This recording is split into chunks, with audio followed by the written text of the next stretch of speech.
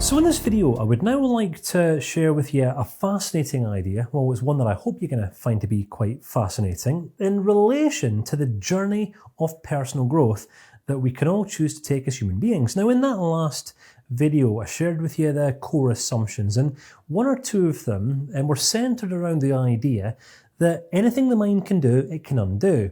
Habits, attitudes, behaviors are all kind of learned responses that we've figured out and learned how to operate out of at an earlier stage of our development. Well, growing and maturing in life is about growing out of unhelpful ways of being and responding and into more helpful, more mature, more stable, more grounded ways of being and responding. So it's important that as CBT practitioners or as aspiring CBT practitioners, we check ourselves first. We give ourselves a good checkup from the neck up. We check ourselves before we wreck ourselves or wreck other people through the process, which I'm sure we don't want to do. So this is a framework that helps us to identify a healthy end. All right, if we want to go on a journey in life, and we're all going to have a starting point, but we've always got to start with the end in mind. Because if we don't have an end destination, then we're going to find it quite difficult to gauge how effective we're being along the way. Does that make sense?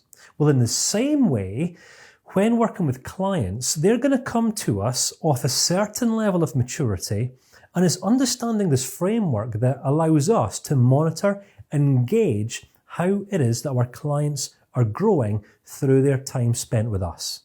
Does that make sense? So I want to share with you worst case scenario. All right, if you've ever come across or met a totally disempowered person in life, they will be off a victim mindset. All right, now to give you an example here, me and Karen, we live in a place called Dunfermline here in Scotland. And just on the weekend, we went and we spent the weekend in Edinburgh. Now, Edinburgh is a beautiful city, it really is. But over the last few years, we've really noticed an increase in the number of men and women who sit on street corners begging for change. They have signs. Now, this isn't about tearing anyone down. But there's one guy who I bumped into maybe about 4 or 5 years ago. Now, this guy was ex-military. And he would sit outside one of the Starbucks cafes with a sign saying, I'm ex-military, I'm down on my luck, could you spare some change so that I can get a room in a hostel tonight? Me being me, I felt compelled to help the guy out, so I think I took about 20 or 30 pounds out of my wallet, handed it and said, right, go and get yourself some accommodation for the night, and that was it. And I hadn't seen him for a few years, but me, whilst I don't always remember names, I never forget a face. And on the weekend, just gone, I saw the guy sitting there, except he'd found a new spot. He was sitting outside of the train station now. Obviously, he got a far higher footfall, just with a better sign and a better jacket. And he was just slightly more effective at being completely disempowered. Now, whether the guy still believed himself to be a victim or not goes without saying. I think that in Edinburgh, especially throughout tourist season, sitting with a sign playing the victim card can be quite financially lucrative. What I'm saying here is that the victim mindset is actually quite an appropriate mindset for some people to develop. It depends on the level of dependency that they want to integrate into their relationships. When an individual is 100% fully focused on taking responsibility for all aspects of their life, the victim mindset has absolutely no place in our lives or in their lives. However, in any aspect of life that we haven't yet taken full responsibility for, well, that means that we're going to be waiting for someone else to take responsibility for us. And therefore, we deem ourselves completely disempowered in this life area.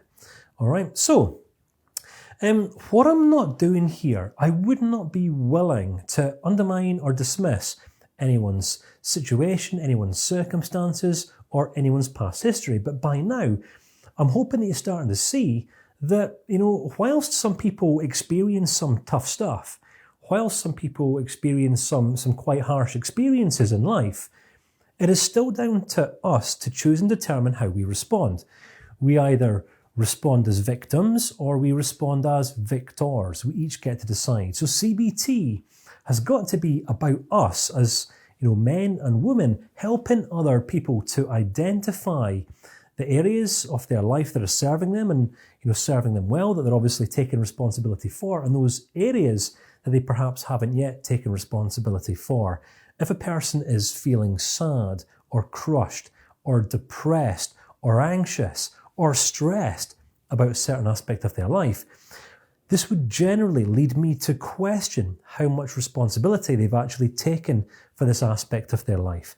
Because when a person is fully owning a certain aspect of their life, well, they're owning the change that they want to see happen. So when a person is feeling crushed by this life aspect, it's because they perhaps don't yet have a vision for how they can grow and improve and develop in this life area. So the victim mindset walks hand in hand with sadness, with disempowerment, apathy, indifference. It's kind of like this I lose mindset. I'm a victim of circumstance. I'm a victim of society.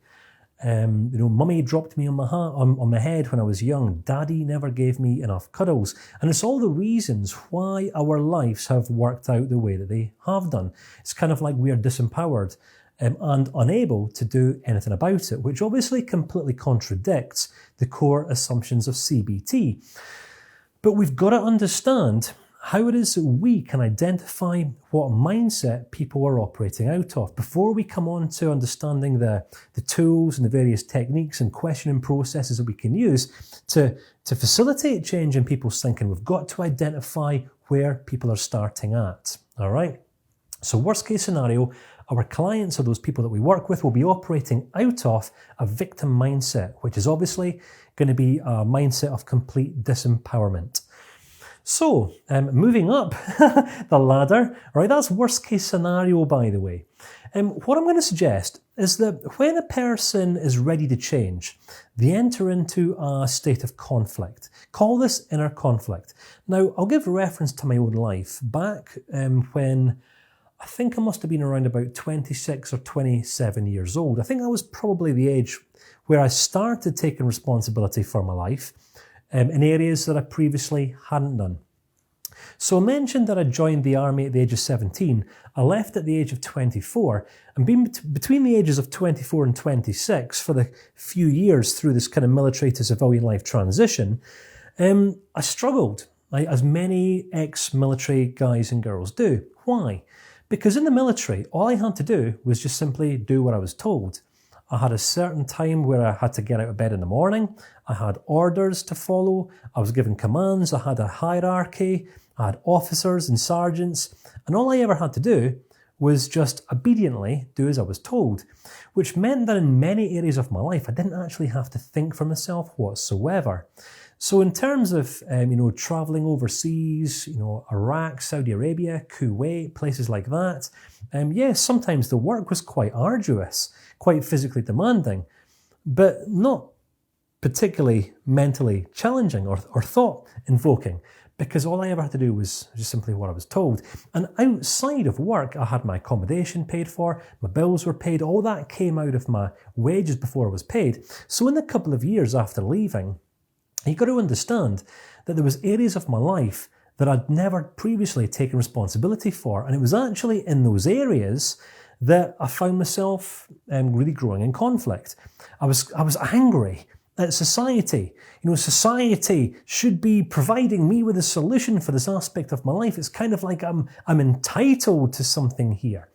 And if you look at how many people you know in your life who operate from this attitude of entitlement, this is all to be found in this conflict mindset where we're contemplating change. We might be thinking about changing something, but we're perhaps still waiting for someone to come into our life and do all the change for us because we haven't yet learned at this stage of our development that unless we change something, then nothing will change. All right? So when a person's operating out of a conflict mindset, what you'll generally identify in their demeanour and in their attitude is anger. If you've ever come across an angry person, it's because they're in a place of conflict. inner conflict, they want to change something, but most likely at the moment haven't yet learned a strategy or don't yet know how to.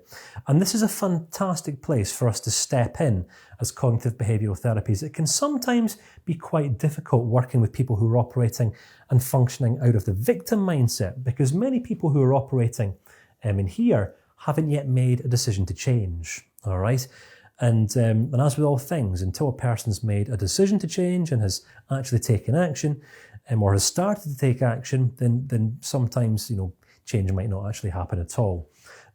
But when a person's operating from a place of conflict, well, they want to change, they're ready to change, but perhaps just don't yet know how to, or what direction they should perhaps start travelling in. And this is when we can start really coming alive. When a client starts becoming defiant, they want to start breaking the rules. So this is how I've always been, or this is the way in which I've always lived life, but I don't want to live this way anymore. You'll find this sometimes with a lot of teenagers, won't you?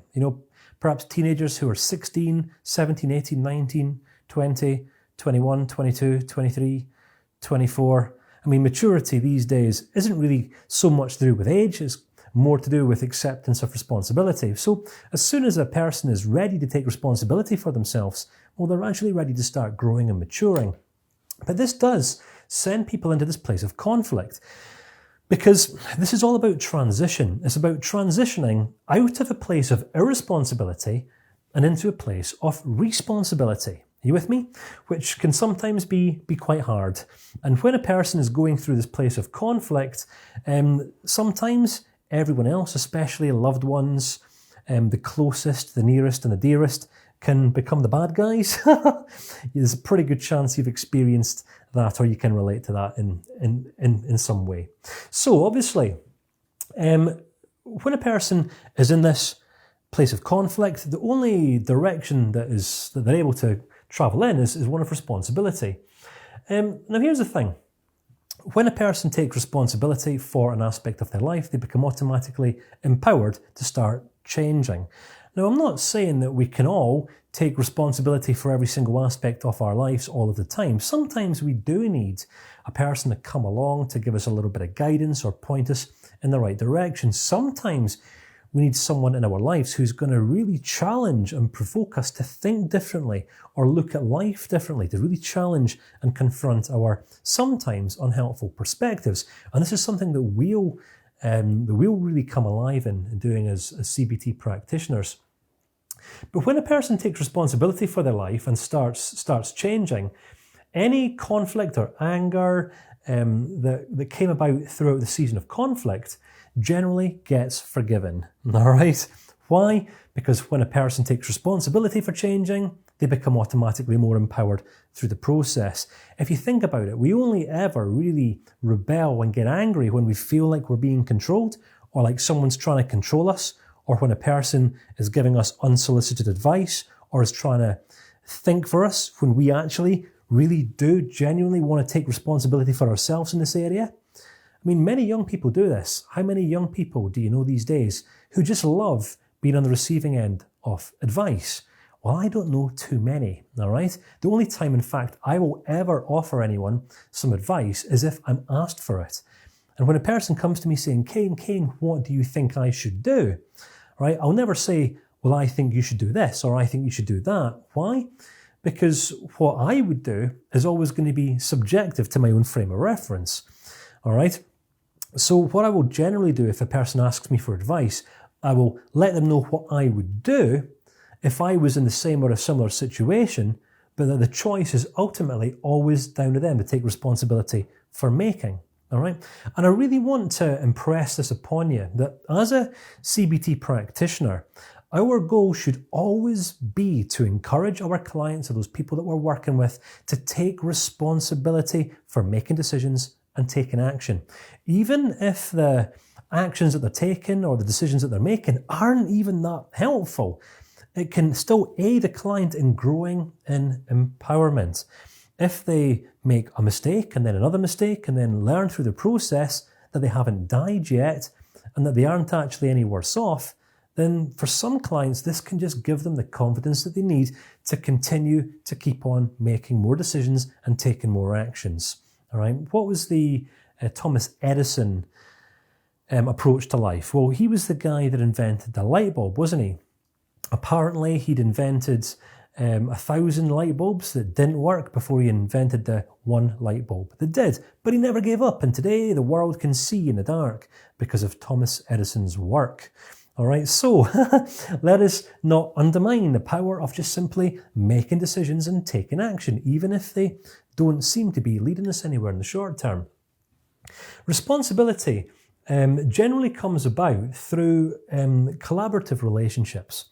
All right, and if we can go back, was it 2 videos ago, when I said that the nature of the CBT-based relationship is always going to be collaborative by nature. All right, 2 people working together, not one person advising, not one person fixing, but 2 people working together on shared goals or a shared purpose for a shared reason. So, in order for us to move forward in our future, we've got to make peace with the past. And this is generally where forgiveness comes into play. Do you know that sometimes in life, in order for us to really become effective in our decision-making endeavours, we've got to actually make peace with and forgive ourselves for being imperfect in the past. Now that might sound like a pretty abstract, crazy idea, but how many people do you know who live today in the world and do nothing, who go round and round and round in circles, fearful of making decisions because they know that they are imperfect? How many people do you know who beat themselves up, are of low self-esteem? And if you ask them why they have low confidence or low self-esteem, they'll say, well, I'm not good in this area. I'm not good looking enough. I'm not smart enough. I'm not clever enough. I'm not skilled enough. I'm not this enough. I'm not that enough. We could replace all of these not enoughs with I am imperfect. All right. And it's kind of like sometimes the main person that we need to forgive in life is ourselves for not being perfect. But in the same way that you never gave birth to you, I never gave birth to me. I don't know about you, but I certainly never asked to be born. Well, I can't remember being, asked to be born anyway. And in the same way, most people don't, which means we're all brought into the world by other imperfect people, which means that us being imperfect, well, we're kind of doomed to living a life of imperfection right from the start. So when we can just make peace with this, forgive the imperfect parents that we had for making us imperfect, and then we can forgive ourselves for being imperfect, then we can then start committing to a life of just simply being better. All right? Now, this might sound like a really abstract idea, but it can be quite an empowering one. Think about the main reasons why people don't change in life. Because they believe that they can't change. They're not smart enough, not skilled enough, not this enough, not that enough. But why many people don't change is because they don't believe that they're going to be able to get the outcomes or ascertain or accomplish or achieve the goals that they ultimately want to see fulfilled in their lives. But when our goal is just simply to grow or to improve or be better, then progress becomes more progressive. It doesn't have to be a destination. It can just simply be a process instead, which becomes far more empowering for people on this journey. But all starts with us forgiving ourselves for being imperfect individuals, all right? If you do have a problem forgiving yourself for being imperfect, well, how are you ever going to be able to connect in the most engaging and meaningful way with other people when everyone else in the world is also equally as imperfect as you? All right? Sometimes we've got to learn how to relate to ourselves more effectively before we start relating to other people more effectively. So here's the thing. We're kind of experiencing a little bit of sadness here, some sadness here or some anger here, something like that. Responsibility can be trialing, it can be challenging, especially if we're now starting to take responsibility for an area of our life that we've never taken responsibility for before in the past. Another example here, probably up until the age of 30 or 31, I had never, ever taken responsibility for myself in terms of the area of personal finances. So any money that I'd had in the past, it would come and it would go. It was kind of like I'd receive money in one hand and it would go in the other. Now, I always wanted to, be able to afford a nice home, a nice family home, a nice car, not because I was a materialistically driven kind of person, but just because it's nice to have those things in life. But because I'd never taken full responsibility for managing my personal finances well, I'd never been able to afford these things. Sometimes I would have lots of money, and if I was making lots of money, I would spend lots of money. And then I would then reach another stage or season of life where I was then absolutely broke because I'd spent everything that had come in. And it was only when I took responsibility for budgeting, for building the principle of percentages into my life. And by this I meant, every single month, if £1,000 came in, 10% would go into savings, 10% would go into an investment fund, around about 60 or 70% would go towards bills, then left me maybe 20% for spending on whatever I wanted to. What it meant was that every single month, it didn't really matter, what came in. I could always see increase, in the savings and in my investment pot. So I could always see increase, even if it didn't seem like, I was making more every single month. Now, that's not perhaps the greatest of examples, but it was only when I took responsibility for this area of my life that my investment pot grew, that allowed me to invest more. And as I invested more, I then started generating more. Now, I'm just talking finances here, but that's just one example of taking responsibility for an aspect of our lives. And when we take responsibility for an aspect of our lives that we previously haven't taken responsibility for, we become empowered in this area, where we start dominating this life area of ours rather than it dominating and weighing down on us.